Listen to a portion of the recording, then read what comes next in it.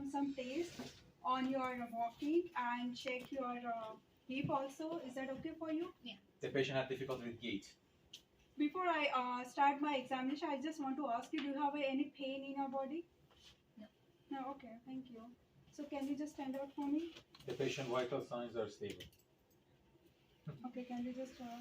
The patient vital signs are stable means you should have asked. Okay.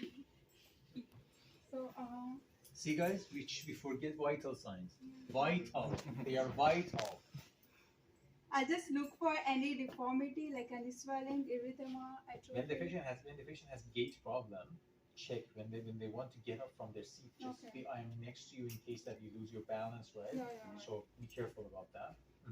And I check for any scoliosis or any deformity in the spine. And can you just walk for me? She has what difficulty in gaits? Yeah, sure. Difficult with gaits.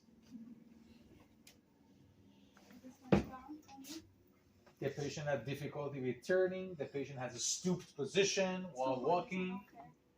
So the patient have a gait difficulty, and can you just stand on? Can you walk on your toes? Can you walk on your heels? Check the tandem gaits. Can you just walk on your toes? And can you walk on your heels also? Yeah.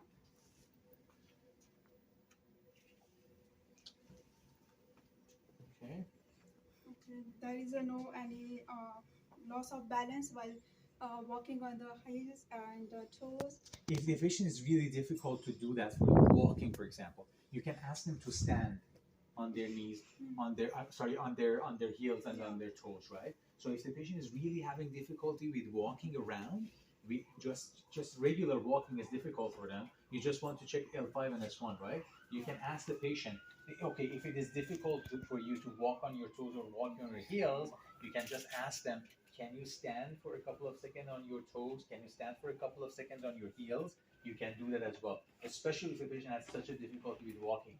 Just for you guys, a lot of times on the exam day we lose our kind of innovation and imagination and everything, right? So I am making you ready for those things. The patient barely able to walk, and you want to check the L5S1. You can ask them, okay, it seems that it's difficult for you to walk around. So I usually ask my patient to walk on their toes and walk on their heels.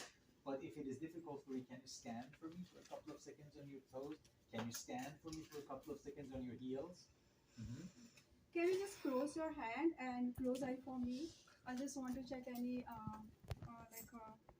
any standing issue. Feet together and eyes closed. I'm checking for Romberg and sensory ataxia. Sensory ataxia, okay. You can open your eyes, and can you just stand on one leg for me? I'll check for any pelvic tilt present or not. So can you do it with another leg also?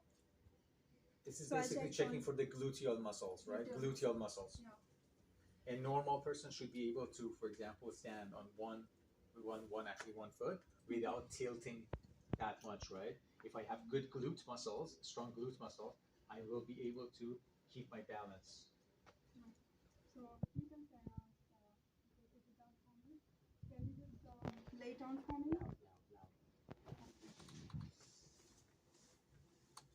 So I'll check for temperature with the back of my hand. The groin region and the trochanteric area also I'll check it. And the hip joint also I'll check it. And I'll check for any tenderness present, especially in the groin region, and any greater trochanteric bursa present or not. It's not painful. Okay. Then after that, can you just bend your knee for me? Yeah. Can you just extend it? Can you do with another leg also? Can you just extend? Thank you. So the active range of motion is present, so I don't need to perform the passive range of motion. Okay. And after that, I just put my hand on to just stabilize the lumbar spine. And can you just bend your knee for me again? So I'll just check for any deviation or any elevation on the other hip joint or not. Yeah, thank you. And after that, can you just, I'll just try to do the movement. If you have any pain, let me know. I'll stop the right away.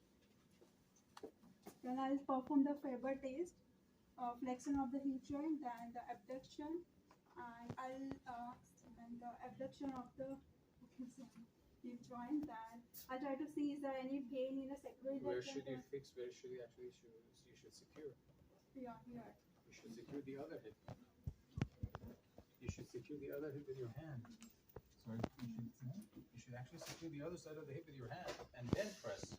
Yeah. Right? How many times you practiced? 0.